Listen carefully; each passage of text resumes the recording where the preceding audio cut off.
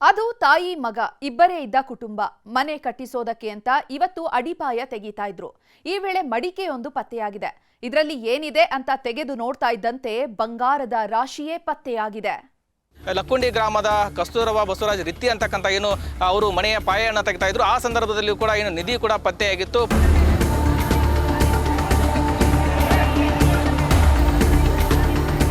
ಸ್ವ ಇಚ್ಛೆಯಿಂದ ಏನು ಕಸ್ತೂರಮ್ಮ ಏನಿದ್ದಾರೆ ಅವರು ಸ್ವ ಇಚ್ಛೆಯಿಂದ ಸರ್ಕಾರಕ್ಕೆ ಸಿಕ್ಕಂತ ನಿಧಿಯನ್ನ ಈಗಾಗಲೇ ಕೊಟ್ಟಿರುವಂಥದ್ದು. ಕೋಟ್ಯಾಂತರ ರೂಪಾಯಿದ್ದು ವಸ್ತು ಸರ್ ಅದು. ಆ ವಸ್ತು ನಾವು ಇಟ್ಕೋಬೋದಿತ್ತು. ಅವ ಬೇಡ, ನನಗಿದು ಏನು ಬೇಡ, ಮೆಂಬರ್ ನಿಮ್ಮ ಮನೆಗೆ ಹೋಯ್ರಿ ಅಂತ ನನಗೆ ಹೇಳಿದಾಗ ನನಗೂ ಭಾಳ ಹೆಮ್ಮೆ ಆಯ್ತು ಆ ಮಗನ ನೋಡಿ.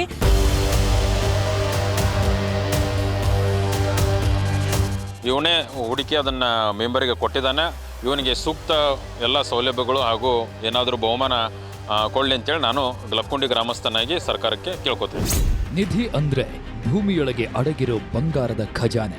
ಎಲ್ಲಿದೆ ಅಂತ ಗೊತ್ತಿರಲ್ಲ, ಯಾರಿಟ್ಟಿದ್ದು ಅನ್ನೋ ಸಣ್ಣ ಸುಳಿವಿರಲ್ಲ. ಆದರೆ ಭೂಗರ್ಭದ ಒಳಗೆ ಬೆಚ್ಚಗೆ ಅಡಗಿ ಕೂತಿರುತ್ತೆ. ಈ ನಿಧಿಯ ಖಜಾನೆಗೆ ಇವತ್ತಿಗೂ ಹುಡುಕಾಟಗಳು ನಡೀತಿವೆ. ನಿಧಿಗಾಗಿ ದೇವಸ್ಥಾನಗಳನ್ನೇ ಅಗೆದವರಿದ್ದಾರೆ, ನಿಧಿಗಾಗಿ ನರಬಲಿ ಕೊಟ್ಟವರು ಇದ್ದಾರೆ. ಆದರೆ ನಿಧಿ ಅನ್ನೋದು ಗಗನ ಕುಸುಮವಾಗಿದ್ದೇ ಜಾಸ್ತಿ. ಆದರೆ ಗದಗದಲ್ಲಿ ಎಲ್ಲರನ್ನ ನಿಬ್ಬೆರೆಗಾಗಿಸುವಂತಹ ಬಂಗಾರದ ಖಜಾನೆಯೊಂದು ಪತ್ತೆಯಾಗಿದೆ. ಹೊಸ ಮನೆಗೆ ಅಡಿಪಾಯ ತೆಗೆಯೋ ಹೊತ್ತಲ್ಲಿ ಬಂಗಾರ ತುಂಬಿದ ಮಡಿಕೆಯೇ ಸಿಕ್ಕಿದೆ.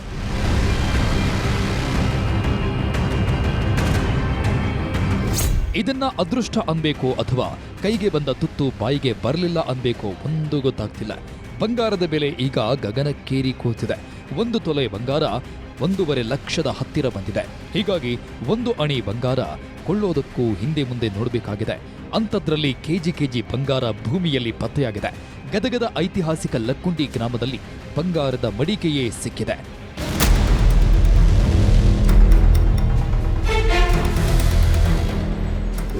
ಇದು ಗದಗ ತಾಲೂಕಿನ ಲಕ್ಕುಂಡಿ ಗ್ರಾಮ. ಗಂಗವ್ವ ರಿತ್ತಿ ಅನ್ನೋರ ಕುಟುಂಬ ಹೊಸ ಮನೆ ಕಟ್ಟಿಸೋದಕ್ಕೆ ಪ್ಲಾನ್ ಮಾಡಿದ್ರು. ಹೀಗಾಗಿ ತಮ್ಮ ಜಾಗದಲ್ಲೇ ಮನೆಗೆ ಅಡಿಪಾಯ ತೋಡ್ತಾ ಇದ್ರು. ಇವತ್ತು ಫೌಂಡೇಶನ್ ತೆಗೆಯೋ ಹೊತ್ತಲ್ಲಿ ಮಡಿಕೆಯೊಂದು ಪತ್ತೆಯಾಗಿದೆ. ಏನಿರ್ಬೋದು ಅಂತ ಕುತೂಹಲದಿಂದ ನೋಡ್ತಾ ಇದ್ದಂತೆ ಬಂಗಾರದ ಖಜಾನೆಯೇ ತೆರೆದುಕೊಂಡಿದೆ. ಕಣ್ಕುಕ್ಕುವಂತ ಬಂಗಾರದ ಸರ, ಕಿವಿಯೋಲೆ ಸೇರಿದಂತೆ ನಾನಾ ಬಂಗಾರದ ಆಭರಣಗಳು ಪತ್ತೆಯಾಗಿದೆ. 100 ಗ್ರಾಂ 200 ಗ್ರಾಂ ಬಂಗಾರ ನೋಡೋದೇ ಕಷ್ಟ. ಅಂಥದ್ರಲ್ಲಿ ಬಂಗಾರದ ನಿಧಿಯೇ ಸಿಕ್ಕ್ರೆ ಇವರ ಪರಿಸ್ಥಿತಿ ಹೇಗಿರ್ಬೇಡ ಹೇಳಿ. ಬಂಗಾರದ ಮಡಿಕೆ ಸಿಕ್ಕಿದೆ ಅನ್ನೋ ಸುದ್ದಿ ಊರಿಗೆಲ್ಲ ಗೊತ್ತಾಗ್ತಾ ಇದ್ದಂತೆ ಗ್ರಾಮಸ್ಥರು ಓಡೋಡಿ ಬಂದಿದ್ದಾರೆ. 4 ದಿನ ಆತ್ರಿ ತೆಗೆದು ಹೊರ ಮಾಡಕತ್ತಿದ್ರಿ. ಬುಡಕ್ ಮಣ್ಣ ಸಿಕ್ಕತ್ರಿ. ಮತ್ತೊಂದೇನು ಯಾವಾಗ ಸಿಕ್ತ್ರಿ ಇದು ಇವತ್ತು ಮುಂಜಾನೆ 10 ಗಂಟೆಗೆ ಸಿಕ್ಕದ್ ನೋಡಿ. ಸಿಕ್ಕದ ಎಷ್ಟಿತ್ತು? ಚೆಂಬು ದೊಡ್ಡದಿತ್ತು ಸಣ್ಣದಿತ್ತು? ಒಂದಿಟ್ಟು ನೋಡ್ರಿ. ಎಷ್ಟಿತ್ತು ಅದ್ರೊಳಗೆ ಅಂದಾಜು? ಅದು ಅಷ್ಟು ಅಲ್ಲೇ ಐತೆ ನೋಡ್ರಿ. ಬಂಗಾರ ತುಂಬಿದ ಮಡಿಕೆ ಸಿಗ್ತಾ ಇದ್ದಂತೆ ಸ್ಥಳೀಯ ಅಧಿಕಾರಿಗಳಿಗೆ ಮಾಹಿತಿ ನೀಡಿದ್ದಾರೆ. ಲಕ್ಕುಂಡಿ ಪ್ರಾಧಿಕಾರದ ಸದಸ್ಯರು ಹಾಗೂ ಪುರಾತತ್ವ ಇಲಾಖೆ ಸಿಬ್ಬಂದಿ ಜೊತೆ ಎಂಟ್ರಿ ಕೊಟ್ಟ ಪೊಲೀಸರು ಬಂಗಾರವನ್ನೆಲ್ಲ ಗಣೇಶ ದೇವಸ್ಥಾನದಲ್ಲಿ ಇಟ್ಟಿದ್ರು. ಬಾಗಿಲು ಕ್ಲೋಸ್ ಮಾಡಿ 4 ಶಸ್ತ್ರಸಜ್ಜಿತ ಪೊಲೀಸರು ಕಾವಲಿಗೆ ನಿಂತಿದ್ರು.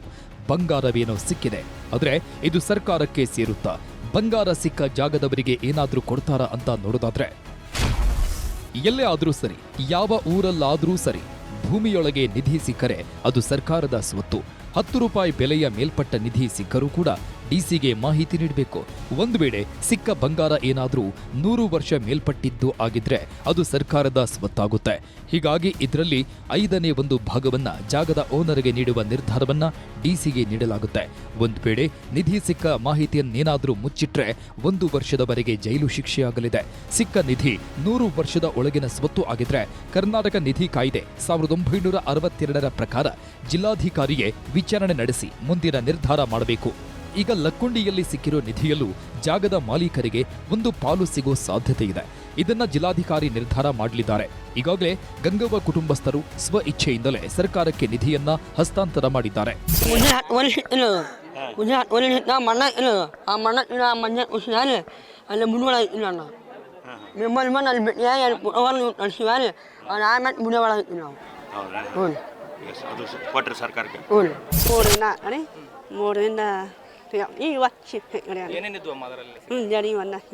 ಈಗ ಸ್ವ ಇಚ್ಛೆಯಿಂದ ಕೊಡಾಕುತ್ತಿದ್ರ ಸರ್ಕಾರಕ್ಕೆ?